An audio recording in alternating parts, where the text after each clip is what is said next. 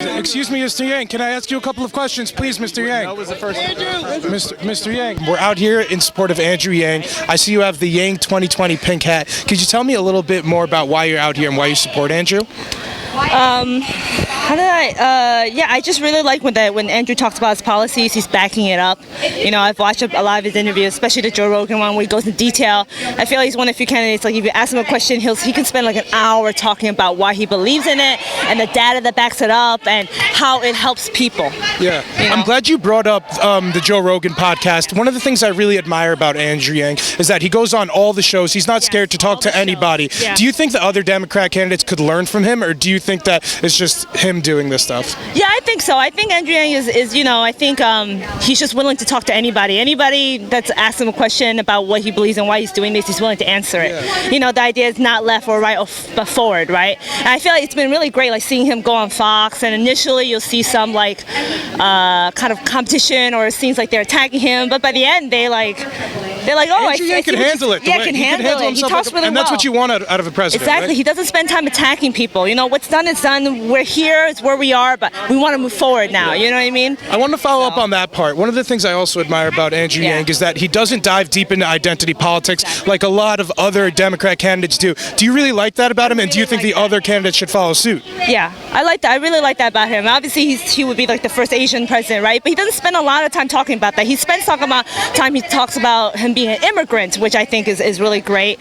But he doesn't. That's not his like focal point. His focal point is how his policies will help everybody, regardless of your identity, right? One of the reasons why I wanted to talk to you specifically is because I saw you have the pink Yang hat. I don't know if you spent a lot of time on the internet. I do. There's a ton of meme magic around Andrew Yang. Yeah. I wanted to ask you, what role do you think that plays in his bid to run for president?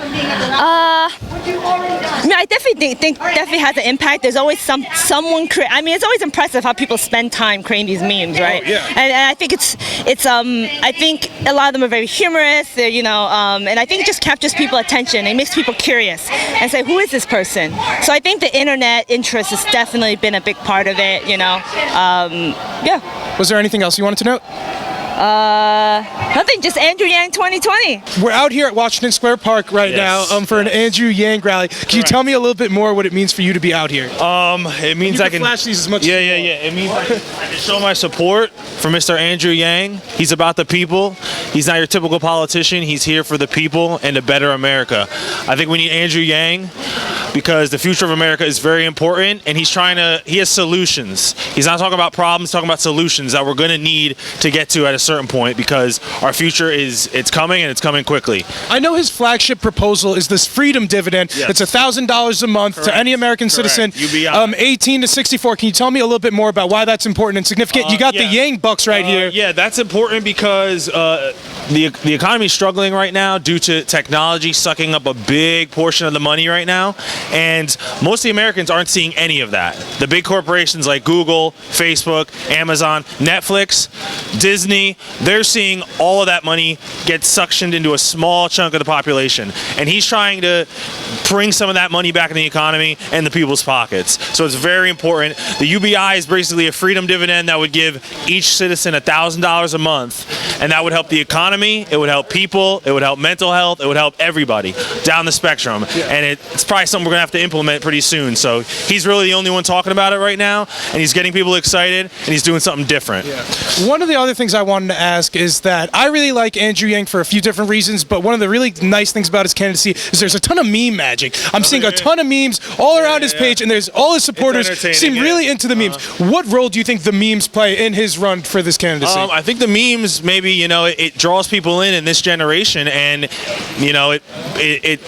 it shows that you can still have fun with it. And Andrew Yang, he's got a personality. He's a real person. He's not just somebody in a he's not just somebody in a suit trying to just run through the corporate ladder here. He's basically a real person, and the memes show that he's genuine, and I think it brings in the younger crowd and gets them excited. And maybe they're not sure about who Yang is. They see a meme here or there, they check it out, they start doing some research, and it helps get the name out there. So I know there's a ton of other Democrats in the field. Yeah. What if another candidate said, "Hey, screw it, $2,000 a month"? Would you be inclined to support them? I think if another candidate has a proposal that's better, I'd like to see them beat him on the debate stage about that and prove to us that what they have to offer is better than Andrew Yang. Andrew Yang has answers and solutions, and I doubt some of these candidates are going to be able to put out as good ideas as we're seeing from Andrew Yang right now. Let's say Andrew Yang was not the eventual Democrat nominee. Who would you support, or who would you like to see be the eventual nominee? I think I like Bernie too.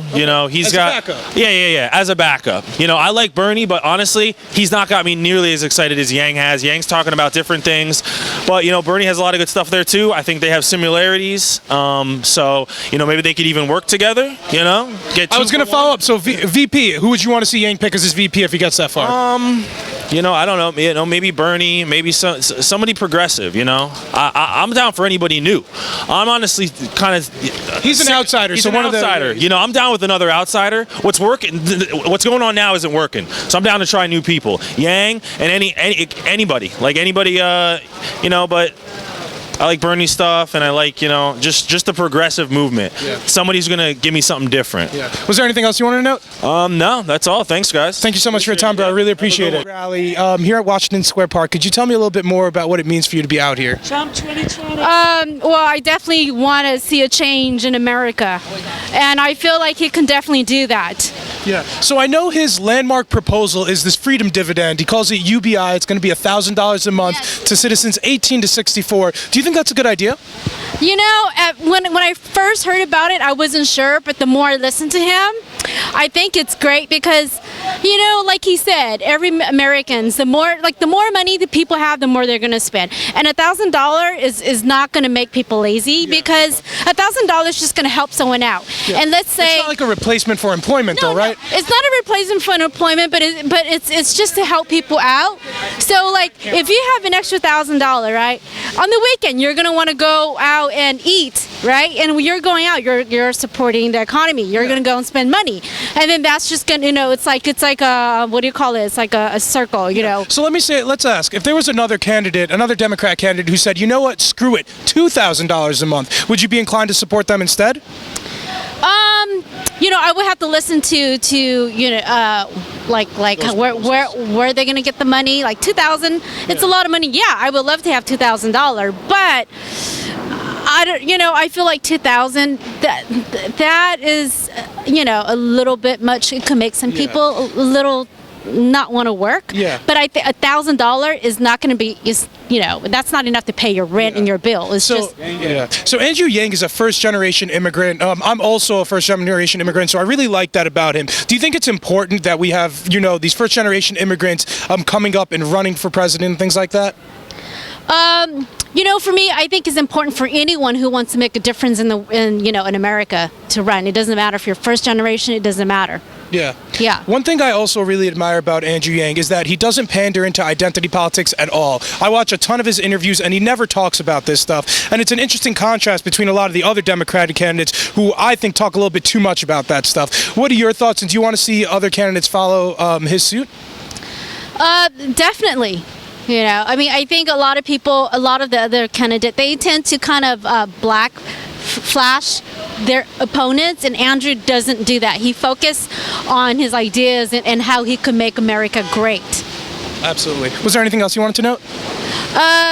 Yeah, vote for him because I truly believe in him, that he can definitely make the change. And I believe that, $1,000 a month can really help, the economy. I mean, yes, like I said, it's a circle thing. Like if you get the money you spend, it's going to go back into the economy. And I listened to him, talked about that, and I truly believe that it definitely can help. And there are, I know right now the economy is not great. There are people. We have I think the economy is doing great. We had 3% GDP growth last quarter, historically low Black and Hispanic unemployment and stuff like that. Those are things that Trump touts all the time. So, you don't think the economy is doing very well? I don't, and maybe in some field it is, in some field it's not. I work in fashion, and I definitely see that it's not doing great. Yeah. And I think any a company that is in retail, they're not doing great. Jobs are Retail, all that stuff. And Yang talks about that stuff a lot because of the automation behind it. And that's one of his reasons for the freedom dividend. So it's just interesting that you bring that up. Yeah, no, I mean, I work in fashion and I definitely see it. Yeah. I mean, jobs are definitely moving overseas. And, if you look at New York City, there are so many empty commercial space. Yes. Just think about that. And then there was this whole article about all these thousands of stores in America that are closing. Even malls are dying out. So when people are saying that the economy is great, well, why don't you look at that overall? I mean, maybe it's great in certain area, but overall, I mean, people are losing jobs to robots, losing jobs to, jobs being moved overseas. I mean, you just look around, empty storefront. Yeah. I mean, it's definitely.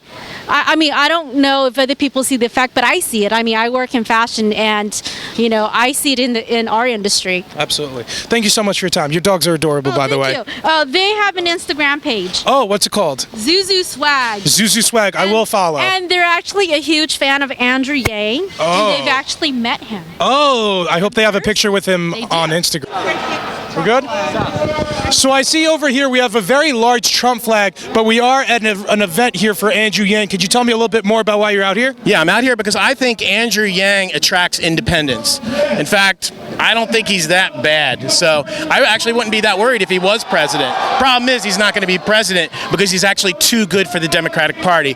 So I figure I capture a few extra independent votes by just letting people know that there's still support for Trump in New York City. Yeah, a couple of the similarities between Trump and Yang are both are entrepreneurs and both are outsiders. Yep. Also, both campaigns have a ton of meme magic. Both campaigns had a ton of Pepe memes. Could you tell me what you think the use of memes, the influence of the memes on the Trump campaign and now on the Andrew Yang campaign? I honestly haven't really seen a lot of the Yang memes, unfortunately. Pepe, yeah. But obviously, I really love the anything negative against Trump is uplifting. Okay. Anything negative against the Democrats does damage. Is what I've seen in my perception. So unfortunately, I haven't seen those memes. A lot of Andrew Yang supporters would say that nobody else is worried about automation taking away thousands and thousands and thousands of jobs, and that's why we have the proposal over here for the freedom dividend. Would you support the freedom dividend, and what are we going to do about all these truckers that are going to lose their jobs? Okay, so the freedom dividend is at the $1,000 a month, the start of the free. Sounds nice, freedom. No, dividend. it's great. It's great. What I think is going to happen is everybody's going to move to Arkansas in the center of the country because $1,000 a month carries a long way in the center of the country, not so much in New York City. So yeah, as long as if it takes away for jobs, I think that's actually okay because the dividend's just going to pick up the slack and nobody's going to work anyway. So one of the things I personally really admire about Andrew Yang is that he doesn't delve deep into identity politics constantly. What do you think about that? I think he does it even less than Republicans. Republicans do that. Everybody really does that. But some outsiders like Yang don't. What do you think about that? No, I think it's really good because now Joe Biden is trying to get into identity politics and it's almost hysterical. You just can't get into identity politics unless you're Donald Trump. There's actually a system. You have to be a swagger. So it's not something, if you've never done identity politics before, don't try it against Trump. You will lose. What other policies do you want to see Trump adopt? Adopt from Yang? No, just in general, or adopt from Yang maybe, or adopt in general. No, I don't know. I think we just keep things the way they are. Chug along. That's the thing that's really important right now is now China and Putin have now got no term limits, and that's actually a really bad thing right now. Because now they're going to be the most powerful countries in the world. All they have to do is wait out till the next president, China and Russia. So I think it's really important that not only that Trump stays in office, that the president stays for 8 years, so we can actually compete with China and Russia more hardenedly. Thank you so much for your time, sir. Yeah. Have a good one. We're out here for an Andrew Yang rally today. I see you have a sign over here. It says Yang Gang 2020. Can you tell me a little bit more about why you support Andrew Yang? I think he's the only candidate that's really talking about universal basic income. And so I actually support universal basic income, and I've supported it for a while. I'm originally from Canada, and I became an American citizen maybe a few months ago.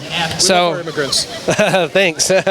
Yeah, you can't always tell when you're from Canada, but we actually did an experiment with UBI in Canada in Manitoba a while ago, and I actually really like the results. I mean, I know there were a lot of studies done. Some studies showed good things, some studies showed bad things, but they didn't show an increase in employment. I don't think any of the studies showed that. No, like quite the opposite. A lot of people chose not to get a job because they wanted to finish school or better themselves in some ways. So like instead of dropping out at, like, this town in particular was kind of small, so instead of dropping out of high school early to like get a job to support your family, you actually had that little bit extra that would like get you through high school. So I think, that's one plus to it. Yeah.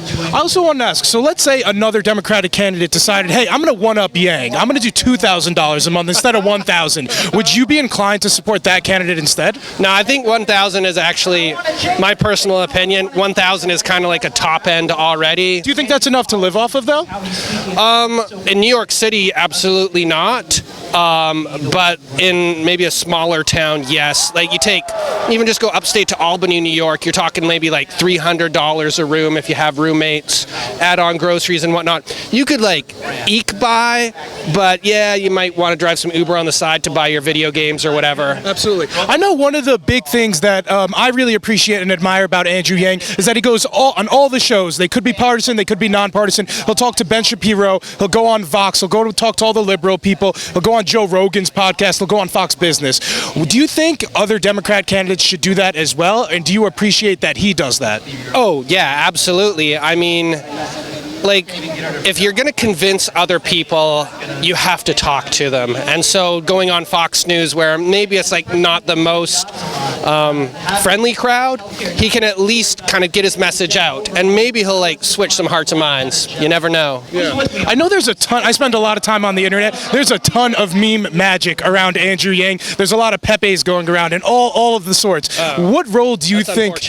Yeah, I was going to ask, what role do you think those memes play in his candidacy and his run for president? I don't know. To be honest, I think I saw him on an interview with NBC or something, and they kind of brought up some white supremacists support you, so therefore you must like them. It was like, to me, I felt really disappointed. It felt like the professional interviewer was trying to do a hit on him almost, and I really felt like, is some other candidate trying to pay off the interviewer to try and associate with him with something that he is absolutely not associated with? It was a little bit of a disappointment. It's interesting that you bring up that when he was on the mainstream media is when they kind of tried to twist and turn his words around. But when we were talking earlier about how he goes on these other shows, that's not as apparent. I wanted to follow up then. If Andrew Yang didn't become the president or didn't get the Democratic candidacy, would you support another candidate there? And who would it be? I don't know. I think probably like a candidate that supports universal health care would probably be my choice. I feel like that's all of them right now. Like, not really. It's like Elizabeth Warren does. I'm pretty sure at least Bernie Sanders does. Well, Bernie Sanders definitely does. That's his plank, right? Is the universal health care. Yeah. And then it felt like everybody hopped on the bandwagon from them. But we might be getting up on Andrew Yang. Was there anything else you wanted to say? No, thanks for letting me speak. And what show are you on? Barely Informed with Elad. I have a YouTube channel. I interview people at all different rallies that happen in New York City, MAGA rallies. Last week I was at like a strike for teachers. I encourage you to check me out. Will do. Thanks so much. Thank you so much for your time. Not left, not right, forward, Yang 2020. Can you tell me a little bit more about this sign and what it means? To me, I can see the sincerity in Yang's talks and speeches, and that's something that speaks volumes to me. I think a person's integrity is a big deal, and when I see that in someone, it makes me want to hear more, and that's why I'm here. So I know the baseline proposal that Andrew Yang's talking about is his freedom dividend. It's $1,000 a month to any American citizen, I think from 18 to 64. Can you tell me a little bit more about what you like about that specifically? I think it's a good starting point for discussion. Everyone here and elsewhere has a lot of divisive questions, a lot of concerns about the direction of our country, and I think talking points like that are what's putting us on a track forward, or at least start setting the stage to continue on. So I'm interested to hear what he has to say about that, and I'm here to get a little more information myself. Yeah, it feels like a lot of these other Democratic candidates pander a lot into identity politics, and I don't hear that coming from Andrew Yang at all. Do you think that's important? Do you want to see more of that from Yang, maybe less of that from the other candidates? What are your thoughts on that? I think less of that from everyone would be prudent. I think if people put on blinders in a good way, maybe cover themselves up from identity politics and listen to what people are actually saying, it would be a good thing for everyone. So not hearing identity politics from Yang is a wonderful thing. Yeah. I don't know if you spend a lot of time on the internet. I do, and there's a ton of meme magic around Andrew Yang. A lot of Pepes and all different sorts of memes. Why do you think that is, and what do you think that does to help bolster Andrew Yang's run? Memes are concise and to the point, and it gets the point across to people very easily. So I think memes are contagious, and it's a way the younger generation is speaking today. So it's efficient. Can't say memes are the way I like to communicate, but I do share them myself sometimes. Yeah. One of the things that I really admire about Andrew Yang is that he goes on all the shows and he's not scared to talk to anybody. He'll go on Joe Rogan's podcast, he'll go on Ben Shapiro's show, he'll go on Vox, and then he'll go on Fox Business. He'll talk to everybody. I don't see a lot of other Democrat candidates doing that. Do you appreciate that about him? Do you think other candidates should start doing that as well? Absolutely. Everyone needs to be heard, right? Doesn't matter where you come from. So getting your voice on all platforms and letting all platforms hear your voice is valuable. So I think it's a wonderful thing that he's not shying away from that, and he's not putting himself into a social bubble either. Yeah. Yeah. One last question. If Yang doesn't win in the primary, which candidate would you end up supporting? It's hard to say. What I'm here for is a conversation, and if he doesn't win, he is a trendsetter for that, and I think that is more valuable than anything. We could thank him for that at least, which is wonderful. Was there anything else you wanted to say? Glad to be here. Thank you so much for your time, sir. I really appreciate it. Yeah.